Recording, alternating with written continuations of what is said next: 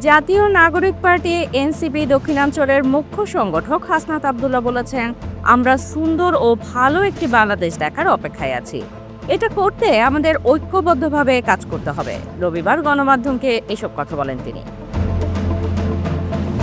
এই সময় তিনি আরও বলেন, অন্তর্বর্তী সরকারের প্রধান উপদেষ্টা মোহাম্মদ ইউনূসের ঘোষিত এপ্রিলের প্রথমার্ধে সাধারণ নির্বাচনের দিনক্ষণকে আমরা ইতিবাচক হিসেবে দেখছি। তবে এর পূর্বে জুলাই সনদ কার্যকর ও ঘোষণাপত্র দেওয়ার কথা, সেটা অবশ্যই দিতে হবে। জাতীয় নাগরিক পার্টি এনসিপির কার্যক্রম সম্পর্কে হাসনাত আব্দুল্লাহ বলেন, এনসিপি বর্তমানে সাংগঠনিক বিস্তারে মনোযোগ দিচ্ছে। আমরা সারা দেশে বিভিন্ন উপজেলা ও ইউনিয়ন পর্যায়ে আমরা যাচ্ছি। আমাদের মূল লক্ষ্যই হচ্ছে সাংগঠনিক বিস্তার সৃষ্টি করা।